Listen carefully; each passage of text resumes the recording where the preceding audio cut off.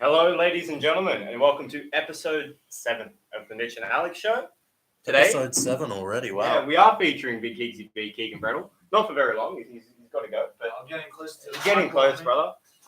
We are, of course, sponsored by Bulldog Glass and Property Maintenance, Amy's Crystal Cleaning Services, and Raptastic Graphics. Those are our 3 amazing sponsors whose information you can find on our social media, so check them out.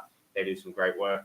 I reckon we should get their websites and stuff so that you can... Well, that's the thing. I don't know that they have like proper websites, but I do have all their Facebook pages linked in the bios of our social media pages. Jeez. Get Still on a angry. fly. So, how was your boys' week? My week was all right. I went to work. I work from home actually, so I was working from home. Living the dream. Got out of bed. Living the dream. I hit the gym every day. Train like an animal. My upcoming matches. Just trained today with the boysies. Things are looking good. I'm not happy with this though. What's going on? These carbonated drinks. And I've got These are yours, aren't they? No, they were Dave's. Oh, Dave and Box had 2 each before training. fucking seriously. That's why I couldn't lift you up, mate. No, I'm just joking. He's going to look like me by, 12 months from now. Too sweet, Matty Chu says the lad. Oh, Too here he sweet, is. Matty Chew. Here he He is. is. Where were you today, mate? Yeah. Slacking off. Get here tomorrow, mate. We need you here. Yeah. What else did you get up to? What, this week? Yeah. Oh, You watched the Tigers game? yeah, that was last night. Didn't go so good. No. Oh, they went all right, actually. But, it's, at this point, we just want to win. We just want to win. I hear ya. Mm. Yeah, your Roosters aren't going too well either. Well, your Eels aren't going that well. I So. we're do not going the accept best out any of the that. 3. I do not accept any of that. You won 2 premierships, 2 years, 5 years ago, right? Yeah. And the Roosters have bought Dominic Young and some other good player for next year. Linear. Yeah, they can do whatever they want, bro. It's actually disgusting. I don't know. We haven't won since 1986. What do you mean It's it's actually disgusting? filthy. Like, you know what it is, bro? I'm old enough to recognize how it goes now. It's Melbourne, Sydney, and Brisbane. They all get all the good players because they're from the big cities, right? And they're always on top of the ladder all the time. Yeah, Except sure. the Roosters are coming 11th. Yeah, I know. Yeah, listen, 13th, I buddy, think. they just won back-to-back premierships. Well, that was right? quite a few years ago, though, to be honest. 2018 and 2019. Yeah, I mean, it's not, It's 4 and 5 years. it's not like the Eels or Canberra who haven't won in decades. Yeah, I know the Eels haven't won, but the Eels are still all the time up the top of the ladder. They always have something to be proud of. You know what I'm saying? What have we got to be proud of? Tim Sheens. I love you, Tim Sheens. At least you won the comp in 05. I'll tell you what sucks. Yesterday, I went out to this place. I drove all the way out to Bass Hill. Oh, I shouldn't say this. What a hypocrite. For some donuts. Anyway. Drove to Bass Hill for some donuts. And I got That's there. on our case. I got there, and they were closed. They were sold out, they told me. How can you sell out of donuts? I've never been to a place that's sold out of their product. Sorry, sir. It was like 5 o'clock in the afternoon. She was all proud. She's like, sorry, you got to get in sooner next time. I was like, what? I would have been like, bake me some donuts right now. You know what I did? I went to the cheesecake shop on the way home.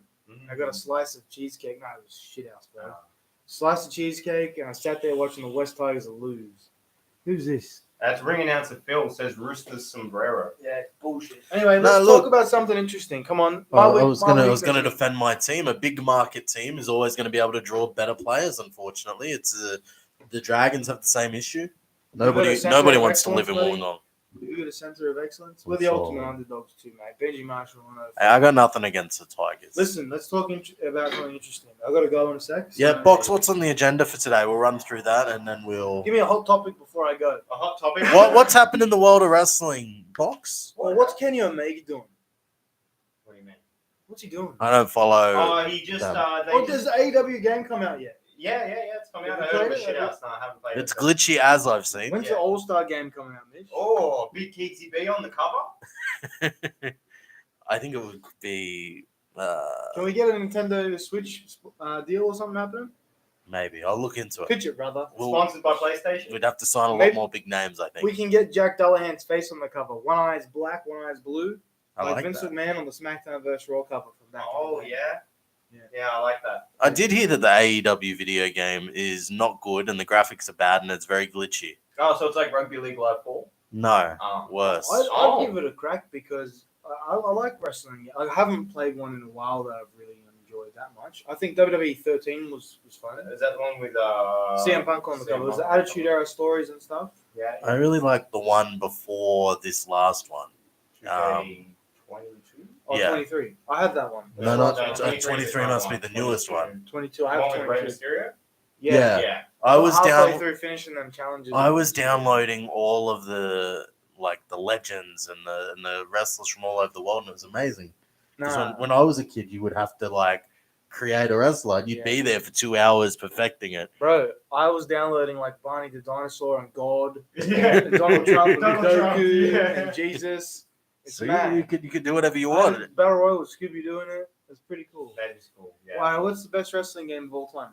Whoa, for me, I can't go past. Watch him say something like 2018, you young bastard. No. So just before SmackDown vs. Raw ended, it was like 09, 010. Those were my favorite. SmackDown vs. Raw 09 and 010 were my favorite. I think one of them I put a lot of hours into, either 09 or 10. 09 was one with DX on the cover. Nah, well, it must not have been that one. Or maybe it was. 2010 had like 5 guys. Yeah, on it. 09 was the tag team specialty one. I remember. They were like pushing tag teams. It was like, Yeah. Was 09 the one with the storyline where Cena had like a military guy? I remember that. Ooh, I don't And the know. military guy, he was a black guy in full Yeah, camo. Damn, we got comments flying in. Let's see. Ring announcer Phil says SmackDown vs. Raw 2006 went hard. That was a GM favorite of mine. GM mode was the best that I year. can see the answer there. The answer Two Steve is Manitou says no mercy. no. The answer is correct. Shay, you've got it. Ding, ding, ding, ding, ding. Here comes the pain, baby. Oh, That look, is I- the greatest not- game of all time. Other than I'm going to give you the top 5 overall games in Can general. I give right mine first? What are you SmackDown Shut talking Your Mouth is the best. now. Oh, okay, all right, yeah. I love the storyline mode on that one, and it went for like 3 years. That's in my top 5. Yeah. I would actually put SmackDown versus Raw above that one. The first one. Yeah, just the one with Vincent Mann's head on the cover. Yeah. I didn't love that one too And then much. that I liked the went one to- afterwards. Was that 06 with Triple H on the cover? Yeah. I had the steel one. I had a fucking steel case. The bro. only steel one I had was 08, Nice. where it was like Taker, Cena, and Lashley on the cover. Oh yeah, Yeah, that was that- featuring ECW. I remember that was a good one. That was a good one, because you yeah. could brawl in the crowd and use Yeah. different weapons. And then they took it away the year after that. All right, top 5 best games of all time. Just non-wrestling. I'm gonna shoot them at you. You're gonna be Wow. surprised. Okay. Yeah. Because I'm not known for my gaming Just gotta say abilities. Fortnite. Oh, you know what, bro? Fortnite will be up there. Yeah. Like I'm serious right now. I've not enjoyed a game in the last many years, 10 years, that hasn't been like an NBA game or like one wrestling game, which is probably that one in 2013. And I half like the Rey Mysterio one from a few years ago. I really like that one. Right? So I'm gonna say, Here Comes the Pain's up there. Yeah. Fortnite's up there. Yeah. The Simpsons Hit and Run, Oh yeah. 100%. Which, Those are good sorry, ones. just quickly, they remastered and remade that game, but they're not releasing I did read that. Really? Yeah. it. Yeah, That's bullshit. Yeah. Why? I don't know. I think Put a it on fan. the I think a PS5. fan remade I it. saw that on YouTube. That's a very good watch. All right, I'm going to give you one that's so left field, no one's going to have this on their list. PS1, The Muppets Race Mania.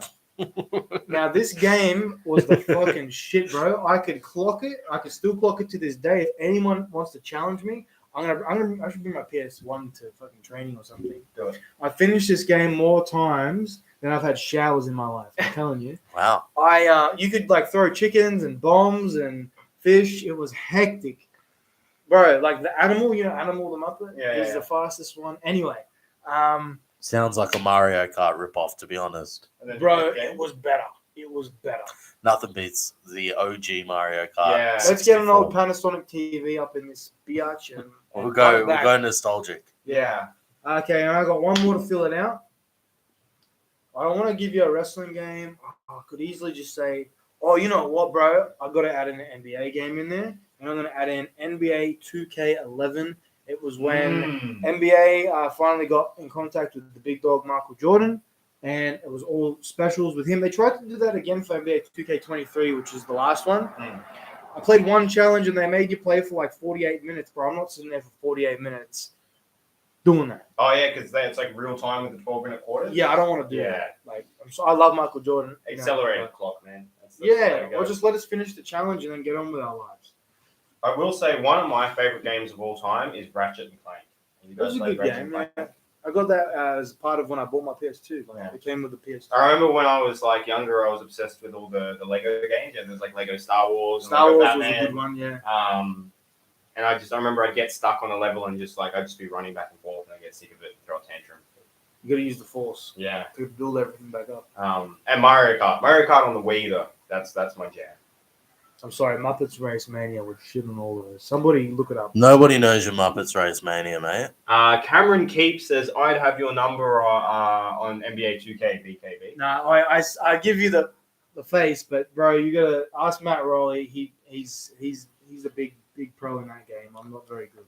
I am very, very good by myself against the computer, but I play on normal mode. Not even hard mode, not legend mode, not goat mode. I just play on the one above easy mode, basically. He's just average. I'm average. We've got talks about San Andreas, the GTA. Oh, yeah. How can you go away from GTA? I was a Vice City guy. But San Andreas, you can get the jetpack. Hell yeah. GTA 5, like, obviously, because it's the most recent one, has, like, the best graphics in that. So it's like... Jasmine loves that one. She's That's put a a good bit of game. time in. Jasmine actually loves South Park, the Fractured Butthole game. What about Oh, Red Dead that's Redemption? good. Yeah, she thinks it's the That's funniest thing funny, ever. yeah. Can't go past Red Dead Redemption. Oh, She yeah. loves that GTA. too. She's Yeah, putting that's a some good time game. into Red number Dead. 2. She's putting some Yeah, time yeah. into I Red love Dead. both Red Dead games. I love all the GTAs I'm not a except the Fallout first two. guy. You guys play Fallout? Nah, I'm not a Fallout guy. COD? Favorite COD? Oh, I don't play COD. You know, when I got my PS5, listen to this. I'll tell a good story. Kill the fly. I'll tell a good story real quick about my current phone plan. All right, we're getting into the weeds Told now. us this the other day. Boy, this is the greatest phone plan of all time. I don't know this story. So, I don't think. I was paying like $150 for my phone every month. Jazz was paying like $130. That's $280, right? Now, we were walking in Westfields one day and they said PS5s at the Vodafone shop. I was like, all right, I need to get myself a PS5. This is when you couldn't get a PS5 at all, right? Now that you can get them. So I walk in, I'm like, hey man, I'm with Optus, she's with Vodafone. What can you do for us? They're like, all right, if you switch over right now today, we're going to upgrade both your phones to the new iPhones. We'll get you both over to Vodafone. I'll give you an Apple Watch. I'll give you a PS5, and you're going to pay $230 a month. But we're saving $50 a month, and I got an Apple Watch that broke at training recently. Which you can RIP. fix. I can fix, but I'm too much of a tight ass. I came for free. But it was really good, my Apple Watch. I used it heaps. That was, yeah. And a PS5. Bro, name a better phone plan. I'm waiting. Vodafone sponsoring the podcast today. Vodafone, Parramatta Westfields. Shout out to my guy Farouk. I have a guy Farouk as well, but he does different things. I think they shut down the store. Maybe they were doing too many Ron dodgy Simmons? deals. No. My guy Farouk, he does like cheap T-shirts and belts. Yeah, the t-shirts fall apart. yeah, after one wash. Just quickly, do you guys remember the Optus $2 a day plan where you got like unlimited data for $2 a day? I feel like I was on that plan until like 5 years ago. Jeez, no, I don't remember that. No, there was like an Optus like $2 a day plan where like you could top up as much as you want. You could pay $30 and you get 15 days or whatever, and it's just unlimited data. That's Back crazy. when like data was a rarity. Yeah, no, I don't know. I remember- Wasn't it 2 gigs of data? No, it was unlimited. Or there was certain plans that got like unlimited. I remember when I was on $2 a day, I was getting like 500 megs a day, I feel like I've always been ripped off. running through it in 5 freaking YouTube videos. I'm coming back for you, Farouk. I'm gonna find you, buddy. Yeah, get this man another Apple Watch. Here we go. Ring Announcer Pill says challenge. Make an NRL team starting lineup 13 players out of all-star wrestlers. Funny you mention that because we've done this behind the scenes, haven't we? Yeah, I feel like it's going to be pretty boring on the pod though. Look, it might be. Do you want to jump in for this one, Kenny? All right, let's go. Let's round it out. A 13 of let's write it down here. All right, so who's our fullback? Our all-star wrestling fullback. Has to be Aries. Yeah, no, he's a winger. He's a winger, brother. He's a But winger. he's so Or a talented. 5'8". He's a 5'8". Nah. No, Too small to be a 5'8". He doesn't have the mouth to lead the pack. I reckon he's a Johnny Starr at fullback. Nah, too slow. He's a center. He's a center. He's a center. Where's William? No. Oh, as a fullback? Yeah. No, he's a halfback. He's a halfback. He's a halfback. He's gonna lead the team. Oh, but who's a fullback then? Who's a fullback? Morgan Sorry. Rose. Morgan Rose. Morgan Rose. He'd be a good fullback. Morgan Rose would be a good Okay. fullback. Lock him in. Lock it in. Morgan Rose at fullback. All right. Also, we do have a number of topics to go into today, but we will touch I on want this. to get the footy team sorted. All right. Yeah, On all right. one wing, we've got Aries. We've all agreed on that. I feel like Aries is wasted on the wing. Nah, bro, he's like Brian Toto. Yeah, he's got good meters. All right. He'll smash ya. Out of your Got own good yard. meters. All right. Who's number? Johnny three? Starr would be a centre. Johnny Starr. I'll take the other centre spot. I was going to chuck you at lock. Nah, I was thinking Jack Dullahan for lock, bro. Oh, Or- No, or we play need lock. him in the forwards. All right. So BKB in the other center. I played centre. I was actually, I was number 4. Who's Leading our leading second try quickest scorer guy? for the. Who's our second wing? Hang on, let me put myself over. Leading try scorer for the Division 3 Liverpool Catholic Club Raiders in 2009. What about Luke Watts on the wing? Ring announcer Phil suggested Tony Cruz on the wing. Tony Cruz on Yeah, the. Tony Cruz. Yeah. Although I feel like Tony Cruz would be a good utility player. Yeah, I was about to say he feels like a good bench utility. I think Slot in Luke anywhere. Watts would be a better utility than Tony Cruz. I He feel could, like he, Luke Watts Luke would be a Watts would winner. come in and maybe come in. What about B-Boy on the wing? Oh, he's a great utility as well. See, we're gonna miss out on people. We'll have an 18th man as well. But all right, so who's our other winger? B-boy. B-Boy. See, I would go Luke Watts or Tony Cruz. You make it. You make it. The selectors are arguing in the office. All right. Well, if he's going to be the winger outside your center, who do you have the most chemistry? Oh, okay. Well, who are the options? B-Boy, Luke Watts, and Tony Cruz. B-boy. B-Boy. B-boy Big gets Keegsy the B and B. shout. B-Boy. All right. Who's our 5'8"? Johnny Starr at 6. Oh, that Johnny would've Starr's been already at good. centre. Can't change it now. I was thinking Johnny Starr at 6, Wes Williams at 7. Well, who's going to pair well with Wesley Williams? Wesley Williams he's leading the pack around. All right, we're going to chuck Wes Williams at 7. Who's at 6? This is good. I'm stumped here. This is good. Who we got? Tony Cruz at 6. Nah. Nah, they have similar playing styles, I think. Mm. They're both ball runners. Can we chuck fans in? No, you can't chuck fans in. Because Hazem El Masri would be a great winger. Andrew Voss? No. Vossi is coach. Voss is coach. Oh, you've got to be the coach. Well, who are our forwards? We got Otis in the forwards. Yeah, all right. Otis would be a good second rower. Otis would be a good lock, actually. Let me just number all these. We're gonna have a bench as well, so we'll have a 17. What about Luke Watts at 6? Yeah, Luke Watts is 6. Yeah. Luke Watts. All right. Yeah, I like that one. He's a veteran. He's got a good playmaking Yeah. style. All right. I reckon front row has to be Dullahan. I'll go, and the 8 has to be hell yeah. Yeah, that's what I was thinking. So we'll go hell yeah. You don't think Dullahan make a good lock? No, I reckon Otis. I see Dullahan as a back rower. Yeah, Otis is the lock. Otis is the lock. I reckon the puppeteer in the second row as well. Puppeteer, Puppeteer, second row, big body. Number 12. Oh, what about Big J Law? He's got to go in the front row. He'd be a prop, yeah. All right. He'll smash someone. J Law, and then Puppeteer. Oh, that's a wide. Puppeteer and Dullahan back row. So Puppet, Oh, who's going to be the hooker? Dullahan. Hooker. Have you missed any key players? What about Cruz at hooker? Cruz strikes me as like a Damien Cook type hooker. I apologize to our non-football watching fans as well. They're Dummy like, half. they're like, Yeah. we'll get to wrestling talk soon. Don't worry. Yeah, who's our dummy half? Tony Cruz.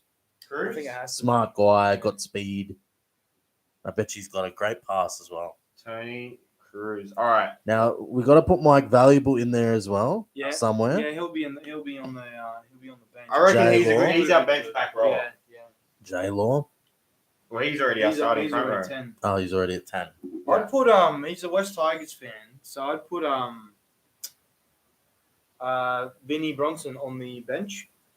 Well, who's our 14? He's not really a regular All-Star guy though. But Vinny he's Bronson. a West Tigers fan, so Okay, and Yeah, that doesn't mean anything. all right, screw you guys. Vinny Bronson will be watching, and a tear will drop from his eye. Go with the Tigers. Dan Archer at 14. He works for All-Star just as much as Vinnie Bronson does. I'd put both of them in. Nah. Can we put a legacy Actually- player in? Because Blake Stone would make a great Stone? bench player. Oh, He'd come in Kingston for a good 40 Eclipse. minutes. Oh, Kingston was Now actually you're a legit cheating. Now player. you're cheating. All right, we won't use legacy. Yeah. Who's on the next show? Pretty much used everybody, eh? Yeah, pretty much. Orlando Jordan. Oh, He chuck would- the big fella in. Come on, put him in at 14. No, Nah, he's a he'd back be a row. forward. Yeah, he's a back row. Well, you're going to take someone out. Nah, we'll chuck him on the bench. Yeah, chuck him on the bench. Yeah. All right, Orlando Jordan. All right, we got Orlando Jordan at 15. Ultimo Dragon at 14. Nah. Robbie Carlito at Eagles what? at 14. No. Nah, he doesn't wrestle here enough to be on there. Although he'd be a great backline player. I reckon. Former heavyweight champion Ryan Eagles on the bench. Yeah, chuck him in. Yeah. Although, He's a rugby coach, isn't yeah, he? I'd rather him at coach, to be honest. Yeah, that's what I was Yeah. All right, who's our bench utility? We've- Not a bad team. Give it to Vinny Bronson. Ring announcer Phil says, what about handsome Billy Mack's bodyguard at front row? Nah, he's more of a back rower. Saxon Hughes. Oh, Saxon Hughes. Yeah. I thought he was talking about Jesse Daniels. Cruz or Xander at hooker, as in Xander Sullivan? Xander Sullivan could be our utility. I feel like he'd be very quick. Yeah. Fair enough. All right, we need a 14. Yeah, Xander Sullivan. Xander Sullivan? Then Sullivan. I'd go Vinny Bronson, but You're only saying that because he's a Tigers fan. We need someone who can play almost anywhere. We need a Mitch Orbison. Xander Sullivan would be able to come in and he'd be able to play hooker, halves, and centre. you're right. He would be a good hooker, I reckon. And you could maybe chuck him in at fullback if need be. And he's crazy too. Yeah, with his conspiracy theories. Xander Sullivan. Chuck him in. All right. That's a cooked team. No, it's a good team. That is a good team. We'd carve up, probably carve up the West Tigers, I'd say. And then we go. Kristen as coach. Yeah, Mitch Kristen as coach, Alex Fox as water boy. Who's the captain? Oh, it's got to be you. Oh, come on. It's gotta be I'm you. just because I'm sitting here. Give it to J Law. He's a veteran and he's got plenty of Really? experience. Who's going to be yelling on the park? Yeah, he was a good wrestling trainer. So And it'd be J-Law. you or J-Law. Maybe co-captain. No, J Law the coach. I'll the give it captain. to him. I'll probably give it to Johnny Starr would be good as well. Starman. Yeah. Oh, yeah, I know. I only have one captain. So Yeah. then we're not the West J-Law, Tigers. We're J-Law. not going Okay. for 5 captains, bro. Yeah, okay. And then our goal kicker, I'm going to give it to Aries purely because he always talks. I've never seen him kick a goal, I think I've heard this. Yeah. but he talks up his goal kicking all the time. So, I feel like Morgan Rose would be a good goal kicker too. And potentially Wes Williams. Oh, Wes Yeah. would be a good goal kicker. yeah. And Wes could have been the captain too. Nah. Hell yeah, he's going to go mental on that. Wait, can you list the team? This is a good All team. right. So, Here's our final team. our final 17 that would carve up the West Tigers. Morgan Rose at fullback. On the wings, we have Aries and B-Boy. In the centers, we have Johnny Starr and Big Keegsy. In our halves are Luke Watts and Wes Williams. Our front row, Hell Yeah, and our captain, J Law. Our dummy half, Tony Cruz. Our back rowers, Jack Dullahan and the Puppeteer. At lock, we have Otis. Our bench is Xander Sullivan, Ryan Eagles, Orlando Jordan, and Mike Valuable. What a bench! Wow. That's a good team. No Yeah. one's getting past me and B-Boy, I'll tell you And that. coach, You come Mitch on the right Kristen. side, you'll get... Ring announcer Phil says the TAB is saying All Star at $1.10, West Tigers at $6.50. come on. Caesar unlucky to miss out. Oh, what about Caesar? We could have chucked him in on a wing. Yeah, you'd see him as a winger Yeah, or a over- potential utility, but I'm happy with the squad. 18th man, Caesar. I knew Caesar's there the was 18th someone. man. I knew there was someone. Yep. Oh, Bucky in the front row. Oh. Nah, I'm happy with Hell Yeah and J Law. Yeah, that is incredible. Anyways, All right. enough for the That's enough. non-footy fans. They're probably thinking, what the hell is this? Puppeteer has fallen asleep. Yeah, Too much footy talk. I've run out of water, so I do have a bottle of water there too, you know. All right, Keegs, are you sticking around for the rest of the pod? Should we go into the wrestling talk? I've been waiting for it, but you've been All right. talking shit. Come on. Hey, we answered a fan's question. All right, let's go. Next. We did. So we wanted to talk about some misconceptions in the Aussie wrestling business. Not just Um, misconceptions, also people's opinions that, you know, there's opinions that we can agree or disagree with. But there's a lot of things out there people go, oh, if we just did this, Aussie wrestling would be huge. And I thought it would be good to bring it to the pod and we can discuss amongst the three of us and, of course, our fan base and see what we agree with, what we disagree with. And I see you've got a few there, Box. So. Yeah. So one of them was a lot of people say, oh, if everyone in Aussie wrestling just worked together, we'd all be successful. You hear that quite often. And imagine that. There's so many guys. Like, if there's so many promotions, right? Imagine if we. How many are there? There's about 14 or 15 or 16? I think there's 15 or 16. In New South Wales. New South not Wales. just Sydney, New Yeah. South Wales. Yeah. So if you really, maybe if you cut it all down to having 4 promotions, right? In all of New South Wales. Wow. Yeah, if you did, because that'd be the way I think that it'd, get to a. Sydney's probably big enough for 3, and then Wollongong could have one, Newey could have one, and there could be one that does everywhere else. Well, if it went to Wollongong and Newcastle, like, you'd probably spread your wings. You'd go from Central Coast to Newcastle, to the Cessnock, all the way up to Taree. Yeah, you would have a local promotion that would take. If you were all in those spots. Wollongong, you'd go, I don't know, wherever that goes to. Like, you go down the south coast, that kind of way, right? Big trip there. But who's doing the Blue Mountains leg? The Lithgow, the Oberon, the Bathurst, the Dubbo. I reckon that there could be a whole other new company that should, could just be like doing those ones or something, But 3 in Sydney, I reckon that's too much, because you'd want to have them running really, really consistently. So you'd have 2, I'd say, right? Really consistently, Like every second week. like every second week, and you'd have that many guys, that many hands on deck. Because if we really condensed it all, I don't know, this is just thinking off the top of my head. I've not thought about this before. If you really condensed it all, there'd be a lot of people that miss out, and there'd be a lot of people that have to, start from scratch or whatever. And I don't think it's even realistic that we all work together, because there'll be promoters out there who wouldn't want to give up their promotion, which makes sense, obviously. But, could I, for example, work with another promoter that maybe I don't like or respect? It'd be very hard to do. oh, look, the thing is, you could last them for a few shows, I reckon. Yeah, but then there's a things power always struggle. things always go sour when those sorts of things happen. So working together, it's easy to say, but there's so many things that go into it. And what I just rattled off the top of my head about Newcastle, Wollongong, all that. Obviously, I haven't thought about that before, so that's just No, this is all cold. yeah. People would get left out, and feelings would get hurt, and there'd be a lot of culling to do. So it wouldn't be easy at first. It's very tricky to navigate through. But also, if we did manage to condense everything, imagine what kind of business Aussie wrestling could do.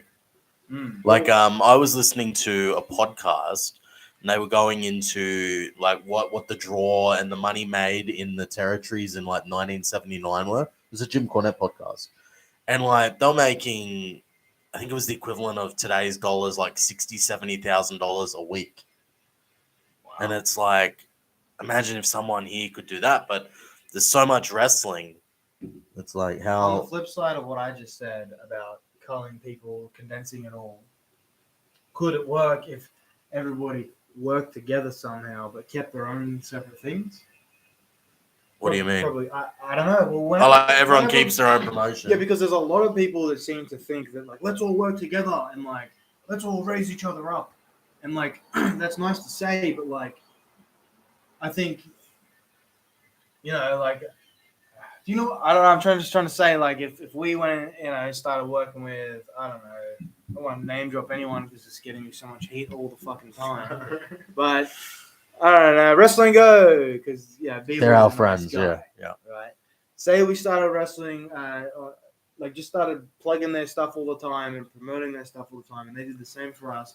Like, I don't know, what's that going to do? And then every other company started doing that. Like, how's that really going to drum up extra interest? Maybe it might.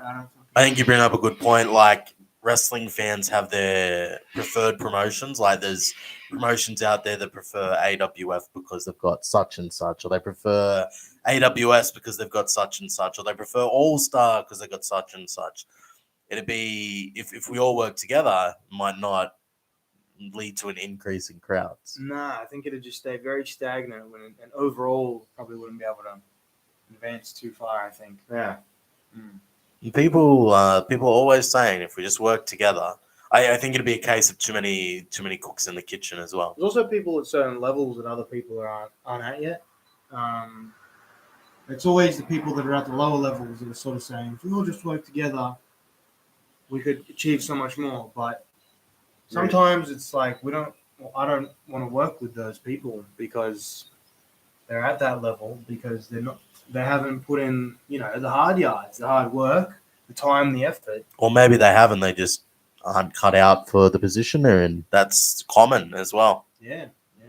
Some people haven't put in that much effort and they're just incredibly good at wrestling as well. Or promoting wrestling or whatever. Well, not really. That doesn't really happen. It's not really. I feel like there's no promoters that have put in no work and got lucky. Yeah, no, that hasn't really happened. And if they do, they very quickly get found out and they drop down. Yeah, it's a lot of hard work. But as a wrestler, like... There'd be wrestlers that are naturally gifted for sure. Yeah. They just get it really quickly, but normally it's the other way around where they just don't get it. So, All right, Box, what's next on our list? Another one is a lot of people say, if Aussie wrestling got on TV, well, why isn't Aussie wrestling on TV? Well, Aussie wrestling's not on TV simply because I feel like we don't have enough star power. So we've got a lot of great local wrestlers that people love to see, like you got a Keegan, a J-Law, Puppeteer, Robbie Eagles, all these great wrestlers. But what are you going to use to sell it to average Joe that loves WWE? You could say you've got these amazing wrestlers, and we got so many amazing wrestlers. But how many of them are known? You would need, to get on TV, I think you'd need a minimum of 5 to 10 American stars that people know, that you can market it around. And then you get the people attached to. What if Channel 9 jumps on board though? Like I'm playing the devil's advocate. I'm going against you guys for all these, I reckon. Yeah. Okay. If Channel 9 jumped on board, right, and they got all the money in the world, and they can, spice it up, take us to a new studio, or fancy up the Pads to RSL or whatever it is. Yeah. The lighting, the cameras, the promos, if they had people jumping on board to write stuff. I don't know if that'd be the way to go or not. Well, you would hire someone with a proven track record of writing wrestling, I think, like a Bischoff or, I say, a Russo. Yeah, they would want to do that. So, I mean, who's to say that couldn't work, right? It could, yeah. But why would they make that investment in something that is unproven? I think it's proven overseas, and I think that we do. Our culture over here tends to copy and follow a lot of the stuff that they do overseas with everything: music, movies, TV, food. It's funny you mentioned Channel 9 because I remember it would have been 2008, I think. They hired NWA and they aired NWA, the wrestling showcase ran by Dave Marquez, for maybe like 4 weeks. They kept changing the time slots around, which is usually an indicator that the ratings aren't good. And then it just disappeared. Was this in Sydney? It was national, Channel 9. What time slot did they start in? I think it was like 8 or 9 o'clock. Wow. Don't quote me on it, but hang on though. Is this this American? Yeah, they had the NWA wrestling showcase, and like Bryan Danielson was on Aussie national TV, Channel 9. I think people would love to. They got WWE though. If they just, I'm pretty sure they had like WWE Afterburn or. Yeah, I used to watch that every Sunday afternoon. Yeah, for free on Channel 9 anyway. Yeah, and back then as well, a lot of people had Foxtel. Yeah, maybe that was before streaming services, bro. Yeah, and there was also video stores too. So maybe being on Channel 9 back then wasn't the way to go because. I think actually maybe it was Channel 7 that had the NWA because I remember Channel 9 had WWE. Yeah. Either way, they both. Yeah, they both got a lot of money, but I think they just bought this product from America and hoped, this will work. It went from like 8 or 9 o'clock, and then it was like 12 or 1 in the morning. Aussies would so much rather see a local product though than a local. Oh, 100%, yeah. Because that was before Daniel Bryan was Daniel Bryan. Yeah, this was. I mean, he was known back then, obviously. He was in Ring of Honor at the time. Yeah, but people would rather see the big dogs over here, I think, than representing how we do it. I guess the feeling is also, is the product appealing enough to the masses? There's a lot of promotions here that are bigger that do the modern independent wrestling style, but is that going to appeal to the average person. I think it's proven with AEW in the States. AEW, they're struggling for ratings. WWE is still doing very good. So WWE's wrestling style's changed a lot though. In It the has, last yeah. 5 years. Like I can't watch it. It's cool. I don't know. it's an interesting one, though. If it did get on TV, it would be bigger. But would it be able to exist on TV? And Well, I genuinely, after having this conversation, I don't think that there's an answer to it. Or obviously, there's not. We're not. fucking It's a masters or anything hypothetical, like yeah. that. But after this conversation, now I'm thinking the only way to know would be to just fucking do it, Channel 9. Just you walk in, cats. or like Channel 9, if you're someone- listening. if someone just walked into the office and wanted to pitch it. Yeah, no, seriously, I think that like there's no answer to that. You kind of because- just got to go ball. And you're right, you do need to do a traditional sort of style, a TV style that's more traditional. It's appealing to everyone, yeah. Something that people can understand, and it's not bang, bang, bang, bang.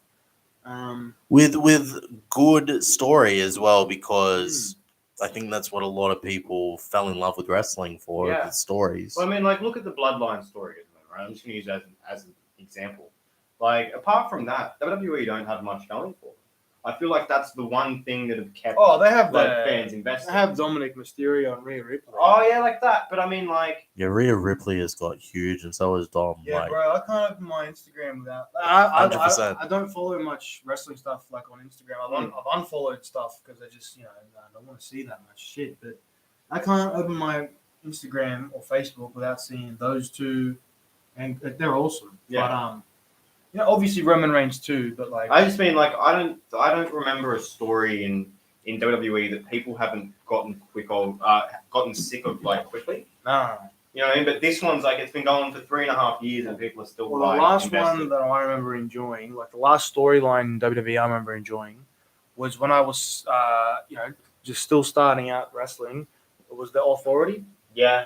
and it was Daniel Bryan. Well, that was probably the last, like, and they milked that for a long time. They were kind of killed it, but then they brought it then it kind of they fixed Chopped it, I and guess. changed, Yeah, yeah. and I think it was Daniel Bryan and It was when Daniel Bryan first won the title from Cena and Triple H Randy turned on Orton. him. Randy Orton Randy cashed Orton, in, and then Sting got involved, and then Big Show was turning, and Mark Henry was turning. Yeah, and that then Survivor Series thing where Sting got involved, though, Yeah. I thought that was sick. That was November 2014 at Survivor Series. Yeah. I thought that was great. And Ziggler, that was like one of Ziggler's like biggest moments. Yeah, I thought, he's gonna be the big dog after this. Yeah.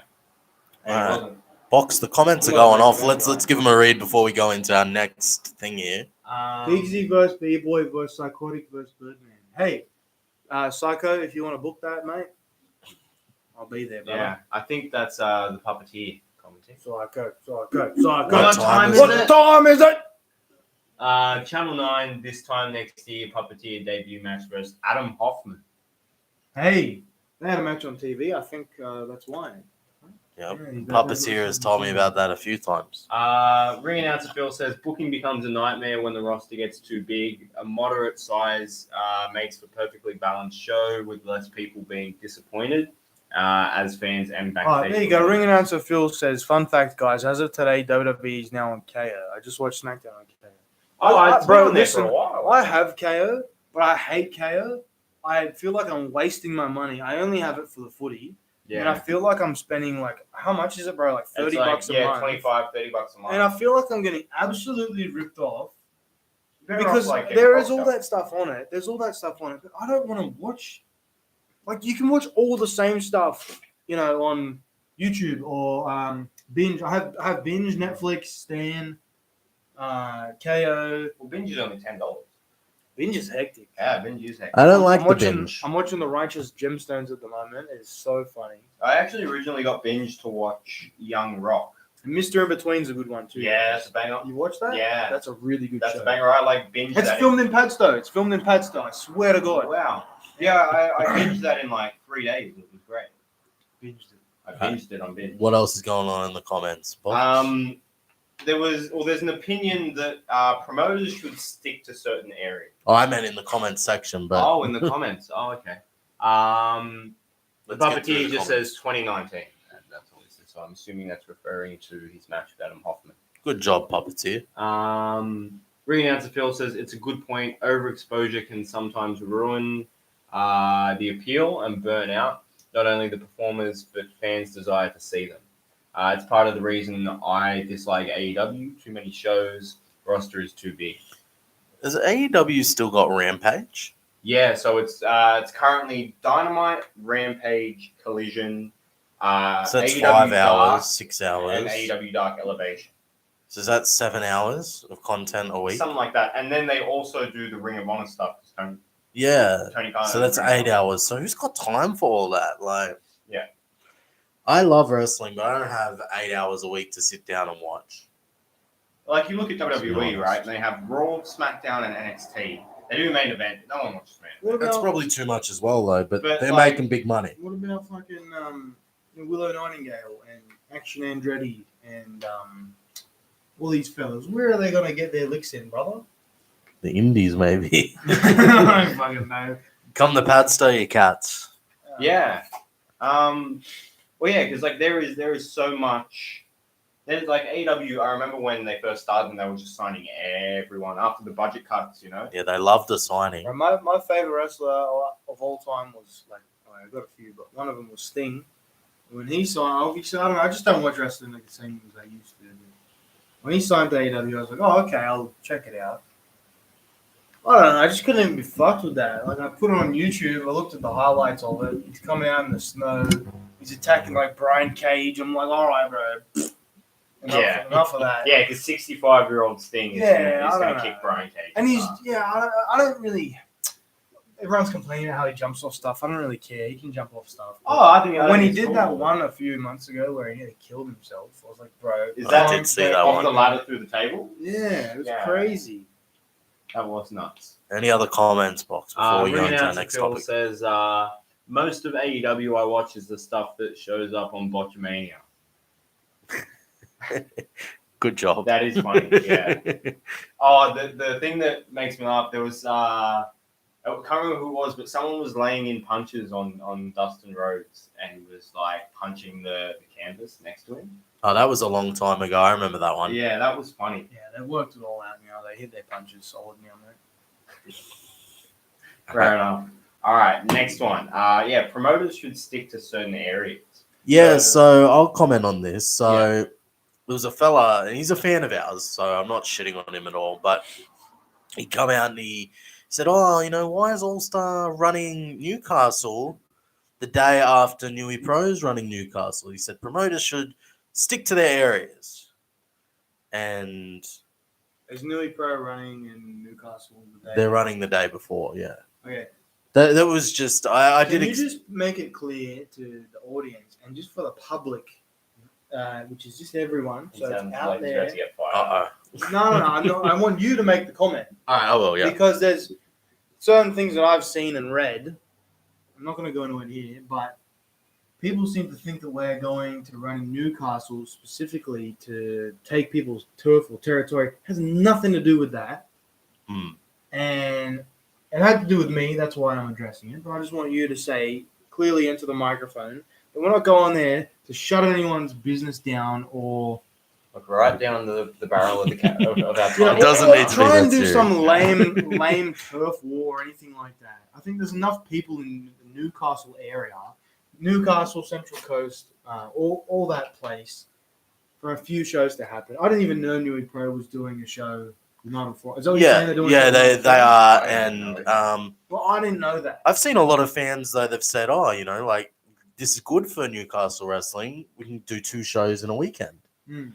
So I haven't heard anyone from Newey Pro complaining about it. And as you said, we're not going to Newcastle to try and No. put anyone out of business. We're not Vince McMahon We're not doing, taking like, over the territories. Lame turf wars here at All Star. We don't do promotional wars really. They're silly. The Saturday Night Wars. You know what Yeah. we want to do here at All Star, and if you'd like to be a part of it, hit up this fella over here, not you, him. No.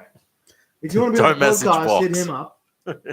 Yeah. But if you want to be a part of something where we're just trying to make wrestling in Australia heaps better, just not. If you want to be a part of one promotion that is doing really good things and building up from a solid base, with solid guys, solid talent, a good boss, and people that really genuinely care about it, then come on over, because I think there's always room for new wrestlers. Yeah, there is. People We always give people a shot. And send 2 matches and your wrestling resume to office@allstarwrestling.com.au. That's right. Yep. All Star Wrestling Australia. That's right. Yep. It's not a matter of like, oh, we're coming there to take this turf and draw a bigger crowd because I have a big ego. And Yeah, he's not Mitch McMahon. Yeah, that came up as well. Like, it's sad stuff. Yeah. it came up like. I don't know how much I want to touch onto that, Mitch. So I No, might no. get going soon. It's all right, but Look, you said you were going to be here 5 to 10 minutes, and it's been 45, so I'm impressed. I had to name the whole NRL team. Yeah.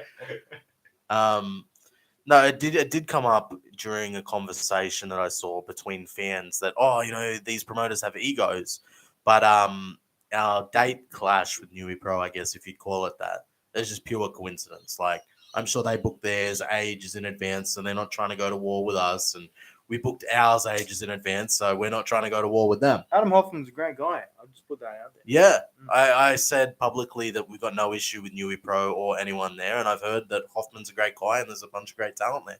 Yeah. So support both or support one of them. Support all of them. Why don't you go to all the shows? Go to Suplex, go to Kingdom, and See which one you like. Well, I mean, Yeah, do that. It's kind of like the WWE AEW debate, right? It's like, well, I'm a fan of WWE, so I hate AEW. Why can't you just watch what you want to watch and enjoy it all, and don't shit on other people for enjoying what they enjoy? Yeah, come have fun. Come have a few beers. Bring the kids down if you've got kids. Have fun. Yeah, like we might be biased because we're all stars, but Yeah. like we have great product, and Yeah, there's always going to be bias. but if you want to come and watch us, come and watch us. If you want to go and watch Newey Pro, go watch Newey Pro. We're confident enough in our product that we'll say, go check everyone out. Yeah. We're sure you will enjoy All Star. Go try everyone else out, see which one you like best, and support it. At the end of the day, Hopefully it's us. That's also not our home. Our home's here in Padstow, and this is where we put on the banger shows. Yeah. I'm not saying we're not going to come up there and not put on a banger show. I hate that word banger, but it's just that we're stepping out to try something different, and yeah, it's getting out of our comfort zone, and we do like to travel here at All Star, and we've done heaps of shows all over the place, and Well, didn't you say last year you did the most shows out of any? Yeah, like we're bringing and this our- year we will as well. Yeah. We're bringing our 6th show that we have here in Padstow, and we're taking it up to Newcastle for one night. We've done Newcastle, Batemans Bay, Narendra that's happening soon as well. Yep. The Collecticons out at Penrith, our Padstow shows, we're all over the place, and I think it's good for maybe some people can't travel all the way out to Padstow, so we've got a lot of we're Newcastle fans that have been asking for this as well. So it's not like we just said, "Oh, we're going to take Newcastle." Yeah. All right, I'm gonna go, boys. Fair enough, brother. All right. Thanks for Getting old. We've got 45 minutes with Big Keegzyb. Wow. so good to be hanging, mate. Sorry, man. Oh, good brother. Thank you very much. See you, bro. I'm gonna move over and I'm gonna see now. Mitch can get in the shot. Oh, Here we go. All right, we got the mics I'm gonna in. listen to you on the way home. Do it, brother. There we Get go. home He safe. says he's going to listen to us on the way home. Hey, I want Nice. to see you in the comment section when you're at red lights, brother. So where were we? Sticking to areas. One sec. Keegan, close the door all the way. Thanks, brother. We're broadcasting. Legend. So should promoters stick to areas? I think we just tackled that. Well, that was what that was. Yeah. Yeah. I don't think promoters should stick to areas. And there was a promoter that got upset and he said, "Oh, what if I came and ran Padstow Heights?" And I was like, "You're welcome to. It's a residential area, so there's not many buildings there." But I don't believe that promoters should have to stick to areas just to be respectful to people that they've never met. Yeah. I guess that's fair enough. Doesn't At the end of the day, you're a business, right? And you're trying. we to are, do, yeah. And you're trying to do what's best for your business. Well, if you think about it from a financial sense, Yeah. Let's say we won't go into real numbers. Let's say I make $5 running Padstow. Yeah. Every time I run Padstow, I make $5. Hmm. Obviously, it's a lot more, but Yeah. make $5 when I run Padstow. Why wouldn't I go run Newcastle and maybe I can make $3 there? and maximize my monthly income from the professional wrestling business. Wouldn't that just be smart? That would be smart. If there's demand there, if there's an opportunity to make money, instead of getting in bed with a promoter up there and splitting money or whatever, wouldn't it be better just to do my own thing, draw people, and now I've got 2 revenue streams? Yeah. And like I know there's a lot of Aussie wrestling fans that go to a lot of shows. There's fans that are dedicated that they just love wrestling and want to see wrestling shows. So I think that us going up to Newcastle is going to be great for the wrestling fans up there that just want to watch wrestling. And I don't know that it will take away any business from anyone else. And even if it did, that's not our goal. That's not what we want to do up there. No. And also, if it's not successful up there and the people don't want it, we won't run there. Yeah. So if you don't want it, don't support it. But from what I've seen from fans, like apart from that one fan he was just curious, he's fine. Like he wasn't trying to be nasty or anything.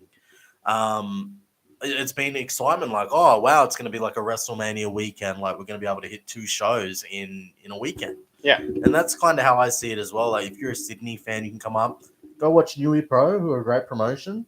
Stay in a hotel, stay at a friend's place, then come see us the next day. Yeah. There was the suggestion that maybe people couldn't afford to do that, and of course I'm sympathetic to that. Yeah, of course.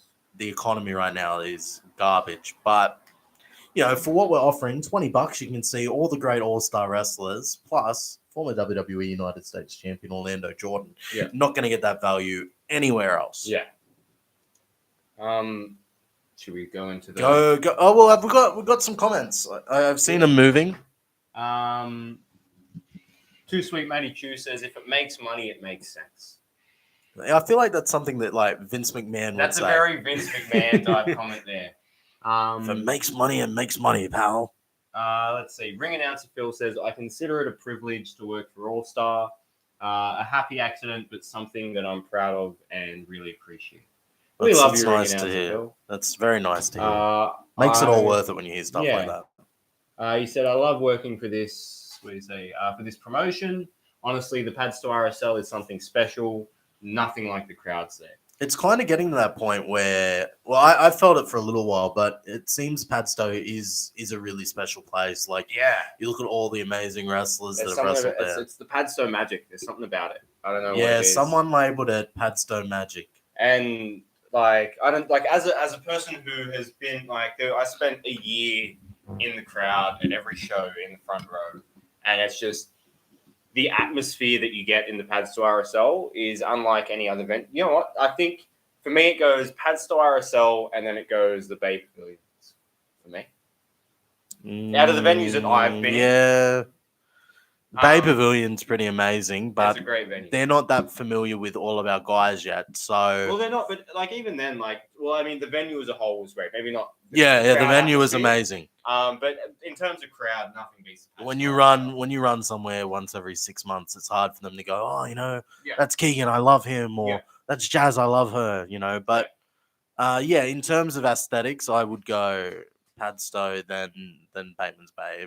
Padstow is my favorite building I've ever ran in. Yeah, or it's my favorite building I've ever been to a wrestling show in. And it as it was pointed out, it's very special. Well, Shay says, well, it is the iconic Pads to RSL. Yeah, that started as a joke to make fun of someone, but it's actually true. Like, it is kind of iconic now, and it's pretty much a who's list of Aussie wrestling that's been in there now. I guess it's kind of like our Hammerstone Ballroom. Or our ECW arena, or our Impact Zone. Yeah, 100% it is. Like and that, like you said, that building has seen, it's seen the Ultimo Dragon, it's seen Carlito, Chris Masters, it's seen Robbie Eagles versus Ryan Eagles, Damien Slater, Slex, Adam Brooks, Big Keegzy B, Wes Williams' title win, Kingston Eclipse, yeah. There's just so many moments. Keegan's return, there's like, I think, wherever All Star is in 10, 15 years, even if we are running Padstore, whether we're not, there's always going to be those memories of the Padstore. Yeah, there's always going to be that Padstore era. There is, yeah. It's going to be great. And there might be a Newcastle era, and there might be different places that we go. Because if we're drawing, 500 to 1,000 people one day, right? Fingers crossed. Fingers crossed, but we can't fit that into the pads to RSL. No. But there's always going to be the Padstow magic. Yeah, it's a very, very good place to be. Shay says Padstow OG and proud. Yeah, Shay was actually there from the very first Padstow show, and there was a number of guys that are on the roster that were like Wes Williams, I think, debuted on the first Padstow show. What was the first Padstow show? Was that I can't remember the name of it. I think it was the beginning of a new era, something like Dawn that. of a new era. Yeah, that's it. Yeah, Dawn of and a it New was. Era. Yeah, We weren't wrong. and now we're in the iconic Padstow RSL era. And we're going to be there August 19th, so make sure you're all there. Ringing out to Phil says Padstow Mania is coming, is running wild, brother. We should call a show Padstow Mania. I like That'd that. be cool. Yeah, one of our big four pay-per-views or something. One of our big four shows. Yeah. Because we've got a Night to Remember and Summer Spectacular, and I think the anniversary show also falls into that category. So we need a Padstow Mania. Leave it with me. We'll Leave it get with something going. What? Ring announcer Phil? That is a good shout, brother. Credit to ring announcer Phil for that one. So let's go back to our misconceptions here or opinions. Well, you wanted me to touch on promoters' use of internationals. Yeah, so I think I know where you're going to go with this one. well, how do you begin with this? Well, I guess I'll tell you. When I was a kid, when I say I was a kid, I was like 14. Lived in Wollongong, and the AWF would come to my town every 3 months. And when they were doing shows at that point, they were bringing in international every 3 months. They were drawing really great crowds because TNT, to his credit, he kind of, stumbled upon this thing where, wow, internationals had never been used because it wasn't that common back then because it's so expensive. Yeah. Stumbled upon it. And for like 2 years, he used internationals almost every month. So it worked for him. But now, it's like 15 years later. And I see them coming out all the time. They're always. Yeah. There's hundreds a year that come out with World Series. World Series draw really well with them. Yeah. It was Impact. Impact brought out like 15. You bring out a couple every year. Try to bring out one a year at least. That's more of a treat for our fans. Yeah. Though. Like, we don't need an international to draw, but they're certain nice to have there. That bring out 12 every show. Well, but the ones that bring out 12 every show usually draw, but there's a lot of circumstances now where you put an international on the card. Yeah. You might draw 50 people or 100 people, and you just completely lose your ass. But I remember when I first started promoting, of course, our crowds weren't amazing because they never usually are when you start. And I had one wrestler saying to me, you need to use internationals. You need to use internationals. And I'm glad I never took that advice because I don't think All-Star would have existed or would exist anymore if I had taken that advice because they're so expensive and I would have lost my ass in those early days. Well, I'll put it this way, right? There's a couple of things that I want to, I guess, add to this. Yep. So my second ever All-Star show was A Night to Remember 3. Right? Yep. That last was year. Chris Masters and Carlito, right? Now, I saw the advertisement for that on Facebook, and I said, I have to go to that show. That's Chris Masters and Carlito. Like, what an opportunity, right? Padstow, right around the corner from my house. It's great. Yep. I went to that show, and while I went to the show for Masters and Carlito, I came back every other show after that for the guys that were on that show The All-Star guys. The All-Star guys. I came back for guys like Keegan Brettle and Jack Dullahan and Wes Williams and Aries, right? So I guess, like certain companies don't need the internationals there every show to draw the fans, but it's one of those things where, someone might see an international and bring them to one show, but it's the All-Star guys that keeps them there. Yeah, and what you're supposed to do with internationals or big names in general is you're supposed to use them to hook people on your locals. Yeah. There's a lot of people now that rely on I've got an international that's going to be my one show that draws this year. Yeah. Right. Doesn't have to be that way, but they've got it in their heads that they do.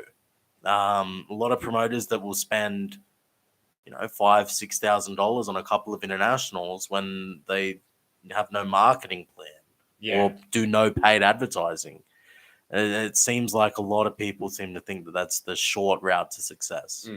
But and I think like another thing, just quickly on that, a lot of people, I think, because at the end of the day, right, when you bring an international over, you're having to pay X amount of money for them, but you need to make that money back, right? And I think a lot of promoters might book an international that more they're a fan of rather than might make them the money, I guess, in a sense, right? yeah, that happens a lot as well. Like, oh, I saw this guy on WWE TV and I really like him, so I'm bringing him in. It's like you booking, I don't know, who's a fringe WWE guy, like Sean Daivari from however long ago, right? Yeah. It's like you book him and you have to pay X amount of money for him. I don't know why he was the first one that came to my head. Oh, he's a good one though. He's a good choice. Right. You bring him over and like he's not going to draw. Well, he might draw a couple guys that are, He's not going to make you your money. He's not going to make you. He's been off TV for too long, right? Even the other day I saw that Eric Young was taking worldwide bookings, and I sent it to Mitch and go, "Would you book Eric Young?" But I guess maybe for the price that he's charging, I don't know what that is, but for the price that he'd be charging, would it be worth bringing him over? And then World Series Wrestling has booked him, but so they obviously thought that he was a good choice. Yeah. For their audience, which he is. Yeah, no, he would be for sure. World Series draws a lot of the hardcore wrestling fans that would love Eric Young. Yeah. For me, I deemed it not a great idea because we typically draw more average Joe that watches the WWE on TV. Yeah, exactly. And he didn't spend enough time on WWE TV for people to, I guess, be a fan of him. Yeah. Because the WWE fans who saw him, who wouldn't have seen him in TNA, would have been like, oh, who's this douchebag? When he's one of my favorite TNA wrestlers of all time. But really, he's one of my least favorite. Really? Yeah, I'm not an Eric Young guy at all. I know. I love I was 8-9 years old when he had his babyface run and won the world title, and I loved him. It was just something about him. But I felt like it was TNA trying to rip off WWE's Daniel Bryan. It was 100% that. Yeah, including the beard, the beard included. Abyss in the role of Kane. Yeah, I don't know. I loved it. It was, I don't know. It hooked me. I guess to 8-9-year-old me, it wasn't. I didn't make that comparison. But well, a lot of people do love Eric Young. He's just never particularly been my cup of tea personally. Yeah. But as we're pointing out, that doesn't matter. If Eric Young was a huge draw, exactly. I'd book him even if I wasn't a fan of his. Well, there was a couple guys who you said like you weren't the biggest fan of them back when they were in WWE. Yeah, but you booked them because they were going to draw for you. When Carlito was in WWE, I wasn't a huge Carlito guy. Like I didn't mind Carlito. Yeah, but he wasn't like, oh, Carlito's my guy. Yeah. But I know that Carlito's got a great audience and a great fan base, and a lot of people really want to see him. So I brought him out. Yeah, and he did fantastic. He did, yeah. And great guy, super professional, and won me over. Now I love Carlito. Yeah. But it's not like I hated him before he come in. But just a quick pop, I think they're looking at he could be returning any week now on WWE TV. Yeah, I heard that, and I hadn't seen him pop up. Or because he returned at Backlash, which was a few months ago. Yeah, that was in Puerto Rico, and huge pop for him, by the way. Obviously in Puerto Rico, but apparently they keep delaying his return because they think that the Bloodline storyline will take away from how, I guess, monumental his return is. Oh, so they got big plans for him. Well, I don't know, but apparently they keep delaying his return because they don't want the Bloodline segments to take away from his big return. Well, I think he's just going to join the LWO, to be honest with you. He deserves to go back. He's in phenomenal shape. Yeah, I could see him have like a decent mid-card run, like a mid-card title run. He's still young as well. Like I think he's only like 39, 40, which isn't old in wrestling. No. Well, I mean, when you've been wrestling for so long, it isn't old in wrestling. No. Yeah. And I'd love to see that. He was great when we had him. Super professional. And, Same with Masters. I would like to see Masters go back and have a run, to be honest with you. Yeah, now see, as a kid, I was a Masters fan. Yeah. Like, he was great, and he was great to have an all-star. I always gush over Masters. Like, he's such a good guy. Yeah. And I would love to see him get that run as well. Like, although he has had 2, and it's rare that they bring someone back for a 3rd run. Yeah. But I get, like, he's changed a lot since he was last there, right? Like he's got a different look, he's got a different style, I guess. Well, he says he's way better in ring now. Yeah, well, I mean, from what I can see, maybe he is, but I was always a Chris Masters fan. Yeah, he was hard not to like. Chris, ring announcer Phil says Chris Masters won me over from his time All-Star, time in All-Star, absolute legend. For context, I wasn't a fan of Masters before, but he won me as a fan. He was super nice to me, and sorry, I can't read. And I hear he was quality to everyone he worked with. Yeah. There's one person, I won't name them, that had an issue with Masters. They commented on his hair or something. Masters told him to shut up. But apart from that, everyone else you come in touch with, Masters is the best. He's a great guy. I kind of got to know him a little bit because we were on tour for 4 days, and then he worked another date for us the month prior. Yeah. Just a top guy, and he still follows All Star as well. He'll a message or post every now and then. Yeah. So. Even when I met him for the minute or two that it was in the meet and greet, he just oozes niceness. He's a great guy. Yeah, friendliness. Yeah, and very charismatic. Too Sweet Matey Chew says, any ideas on the next international treat? I mean, could you call Orlando Jordan an international treat? Treat as in TREAT? Yeah. Orlando's lived here for 12 years, I think. Oh, no, he moved here just after his Impact run. So TNA. 2012, 2013? Yeah, so look, we'll call it 10 years. Yeah. He's been here for 10 years. So he's not an international, but he's a name. Yeah. He said, any news on our next international treat? Yeah, so we'll treat. There's a treat for the fans. There's a guy from Europe that's apparently coming in September. One of Europe's best wrestlers, but I don't know if that's still going ahead, so don't quote me on it. But just to be safe, we'll go with Orlando. He is an American, but he lives here. Yeah. But he's our next one. Well, I guess you could call him an interstate treat because he doesn't live in Sydney. Yeah. But as I said, I think I said it last week or the week before, what gets me passionate and excited is taking someone who maybe was in a not so great place on the Australian scene and making a star out of them. So like you look at Wes Williams, for example, or Aries, Hell Yeah, Jack Dullahan. Those are people that making stars out of those guys is what makes me excited. I don't get excited that, I've booked WWE guy. Well, I think in the long run, building up those guys to be stars, and even like us guys in the training school, building us up to one day get to that point. The stars of tomorrow. Yeah, right. Well, I like that. Building that up is going to do a lot more for Aussie wrestling in the long run. I think bringing over an international every month or however often it is a short-term fix. It's a let's draw this crowd in and have them meet this guy or whatever, and then it's like, oh, well, they're going to be expecting that every show as well. I think building up stars and the stars of tomorrow, as he put it, and it'll do a lot more for Aussie wrestling in the long run because you'll have a lot more, I guess, talented wrestlers who are credible. Yeah. Yeah, no, that's completely valid. You want to have, reputable stars that you can draw with, and then use the international as a little bit of icing on the cake or the cherry on top. The treat. You don't want to be reliant on them because they're so expensive and not a lot of promoters make their money back on them. I'm lucky that I think almost every single show I've had an international on, I've made money. But there's a lot of people who... So you lost money on the Charlie Haas booking. Yeah. He owes me quite a lot of money too. Yeah. Like thousands of dollars, and he won't answer my texts anymore. Right. We should call him on one of these podcasts one day. Next week? Next week, maybe. I'll give him a buzz. Speaking of next week, I just want to touch on... we were supposed to air episode 7 featuring Jasmine Brettle tomorrow. There was some things that came up and we weren't able to do that, but it is confirmed, it is official. Next week on the Mitch Alex Show, we will have Jasmine Brettle, Sunday, 3 p.m. Are you going to call her controversial? No, she's not controversial.